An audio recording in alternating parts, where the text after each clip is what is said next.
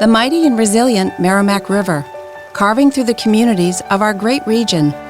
My name is Linda Lorden, proud president of Merrimack County Savings Bank, and like the river that serves as our namesake, we're a constant yet ever-changing presence. Because to us, it's bigger than banking. It's about powering communities and putting people first. It's about knowing where you came from and where you're going. That's Merrimack style. Visit us at themerrimack.com. This podcast is for informational purposes only and should not be considered legal, medical, or mental health advice. The views and opinions expressed do not necessarily reflect the official policy or position of the podcast and are not intended to malign any religion, group, club, organization, business, individual, anyone, or anything. Hey y'all, Sarah here. Here's a replay of A Little Bit Culty Patreon episode we originally published just for our lovely, lovely patrons. But now that it's been out there for a while, we asked our patrons and they said, go right ahead. Let people who haven't joined ALBC Patreon know what they're missing with our blessings. So here you go. You can get more bonus episodes plus ad-free flagship episodes and other fun stuff over on Patreon, including lip balm. Nope, it's not a cult. It's just a little bit culty. Find us at patreon.com/a-little-bit-culty.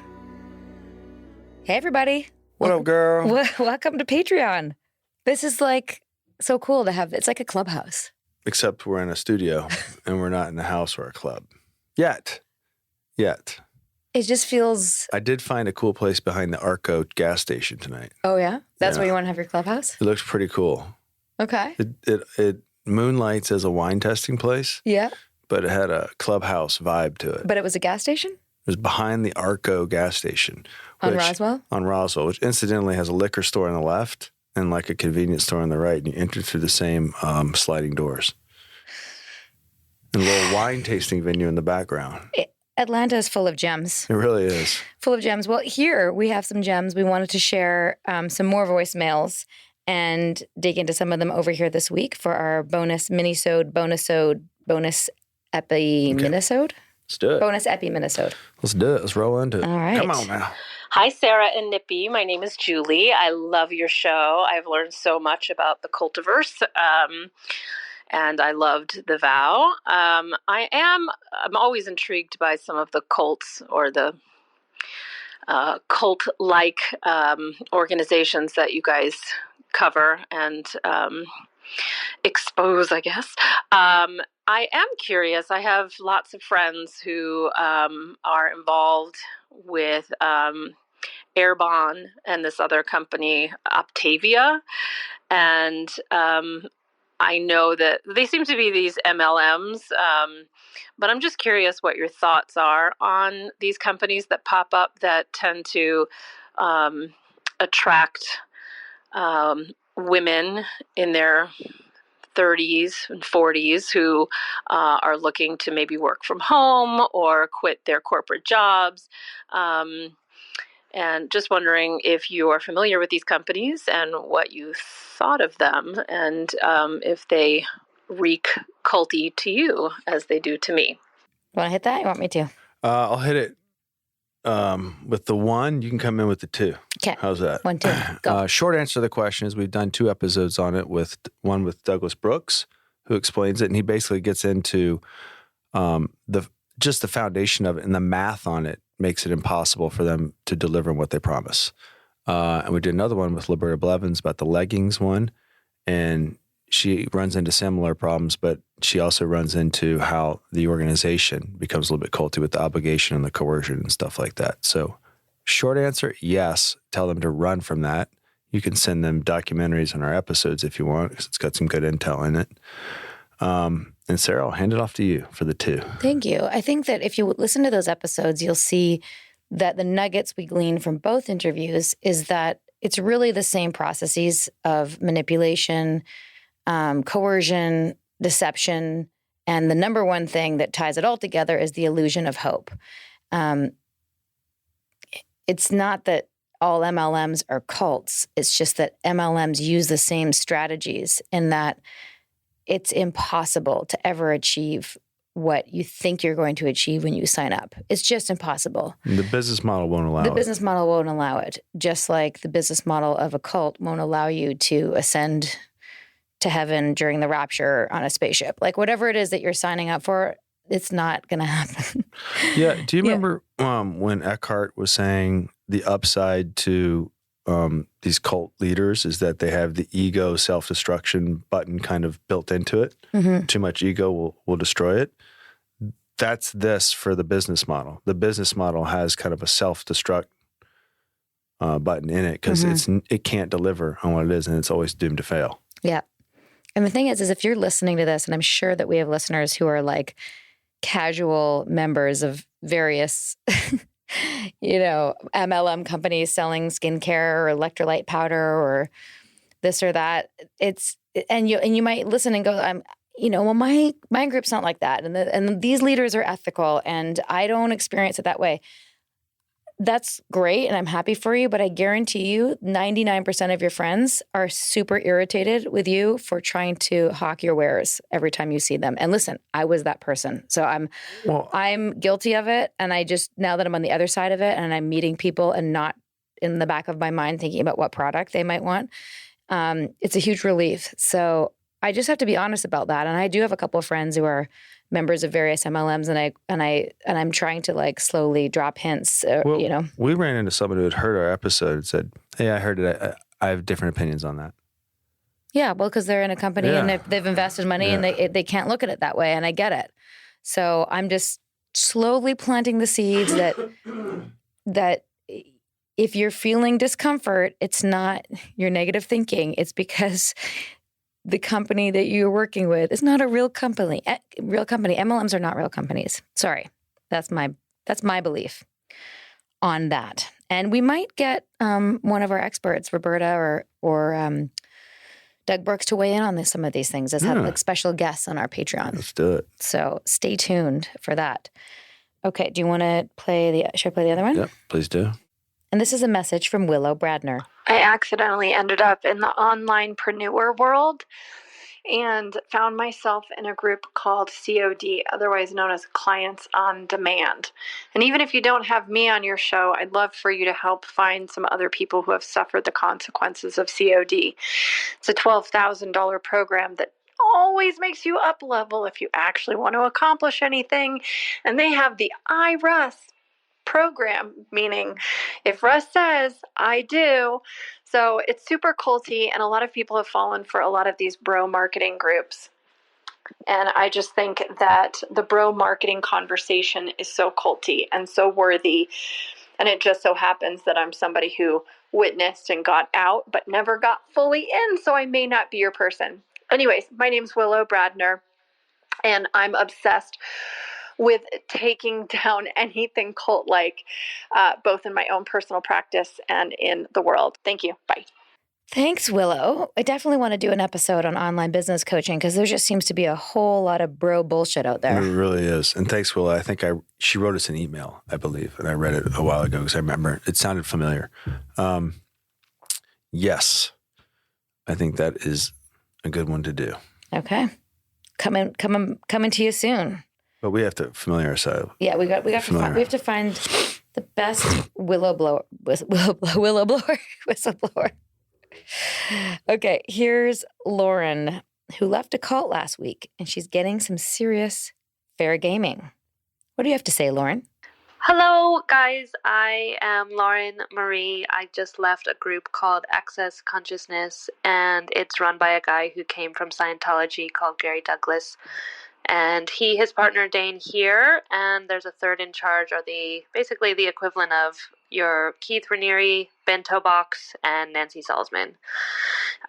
They claim to have 800,000 people on their database, and they have probably 1 million followers on social between them. I'm not sure what actually they have, but listening to your show has given me so much awareness and insight and allowed me to really see what they're up to. I'm also in Yanya's Foundation of Recovery class.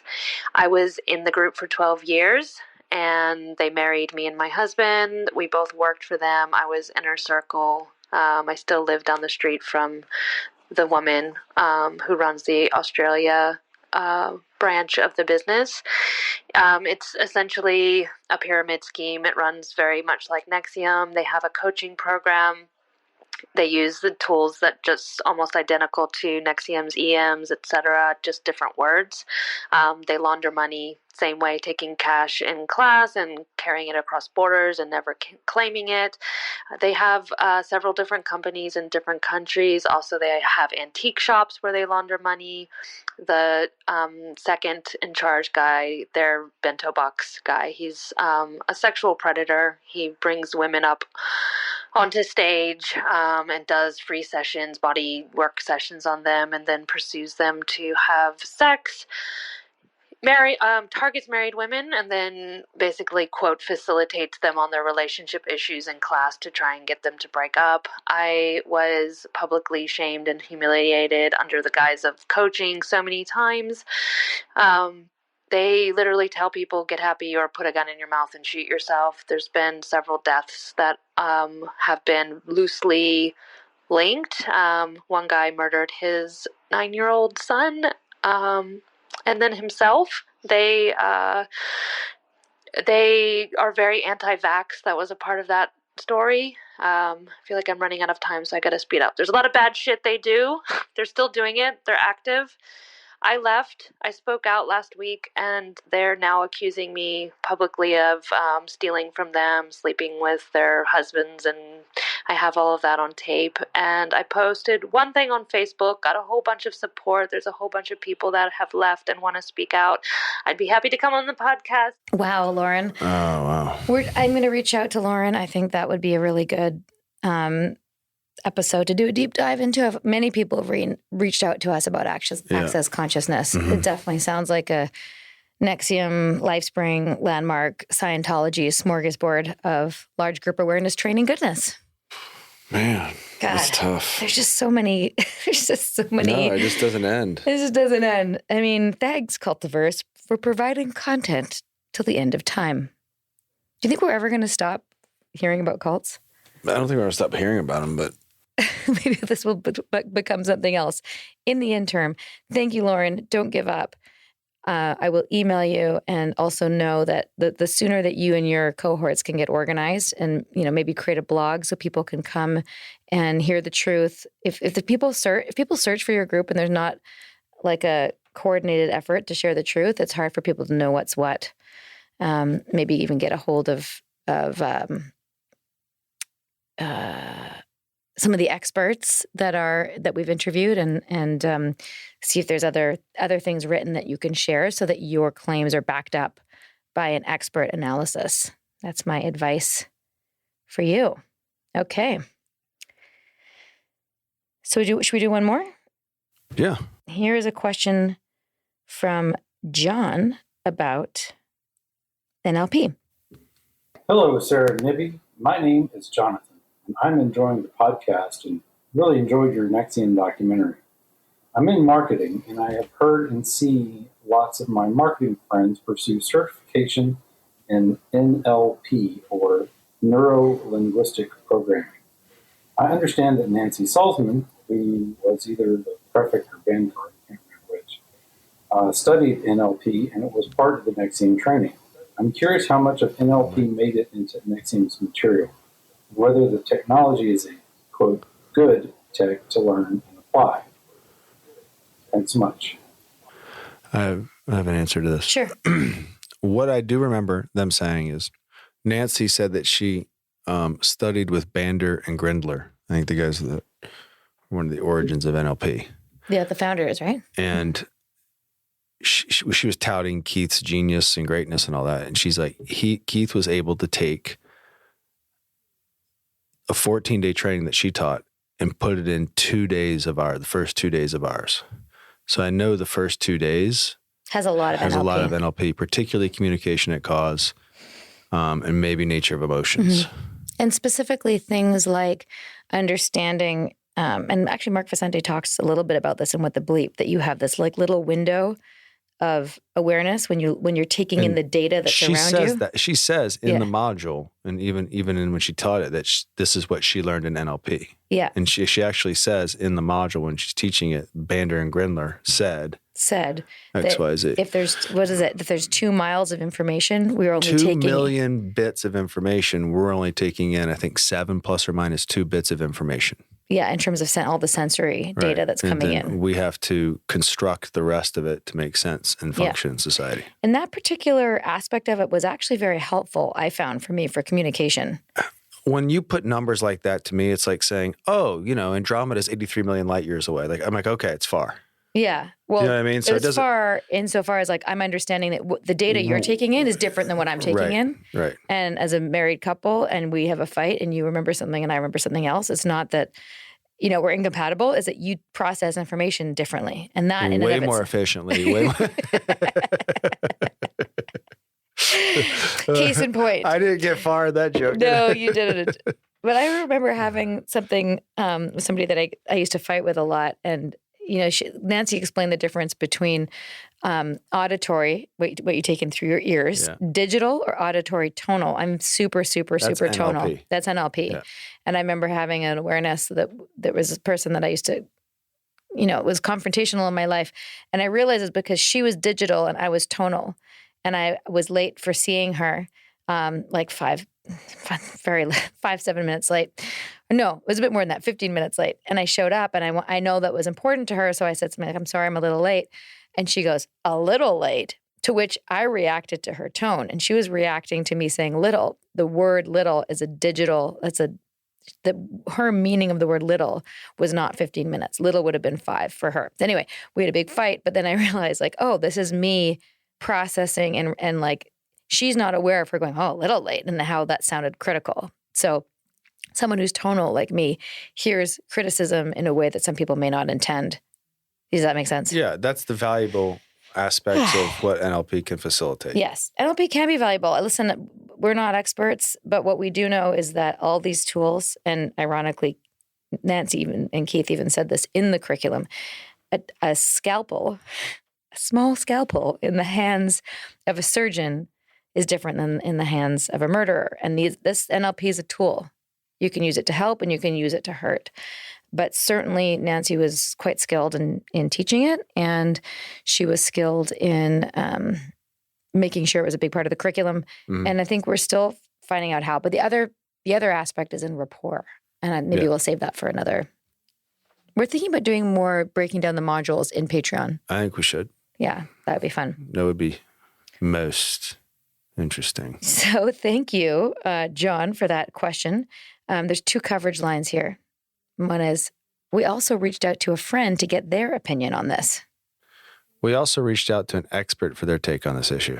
So thanks, everybody, for listening. There'll be some more Patreon bonus, including we're going to be in Albany this week. New York. And we're going to do a little behind the scenes of our adventures there. Yeah. We have to go to upstate for a wedding, which we're very excited about, but flying through Albany, which, I'm just embracing that. Wolf Road. Oh God. Cheesecake We're going to be there tomorrow. Oh, the memories. I'm anxious. I had some anxiety come today and it's like, I'm going to Albany tomorrow. I swore I would never go back there. If the Nancy Salzman sign is still there, I'm fucking taking it.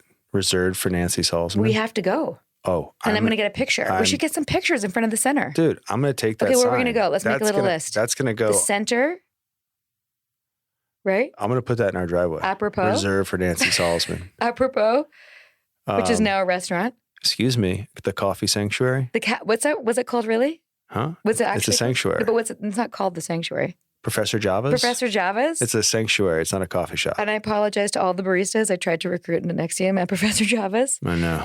Oh, sorry. Oh, we can go to Nordstrom Rack at the. You can go to Nordstrom Rack and Whole Foods, which is full of more Nexium memories. Oh my God! I had to go get my power suits for the trainings. The only thing there. Missing will be snow. Yeah. And Keith Raniere walking around the neighborhood with various very thin women. I forgot to tell you, I had a dream last night about... So did I, but 2 people cool. that have not reached out to us. And I know that they're former coaches from Vancouver. One of them happens to be very tall. I'm not going to say his name. And in the dream, he was apologizing and we were both crying. And I was like, oh my God, I've had this dream so many times. And now it's finally happening. It was so real. And then I woke up and it was a dream again. Am I ever going to have closure with these people? It's inner peace, Sarah. It's an inside job. Yeah, I think you will.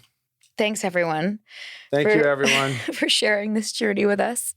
I love this journey for you, Nippy. Oh, thanks, babe. That's it for now, Patreon All right, bye, peeps. Patreon peeps. Thanks so much for supporting this pod. Means the world. Leave us a voicemail. One final thing to the Patreon peeps. Give us an email what you might want to be interested in hearing about. Yeah. This is just bonus. This is just us sharing. We're going to adapt this to you guys, I think. You get to craft the narrative. Yeah. So and this is obviously going to get more catered to you guys as we interface with you more, and that'll be fun. So. Amen. Not a culty amen. No. Whatever. Okay. Bye-bye. See you next time. Bye. Patreon.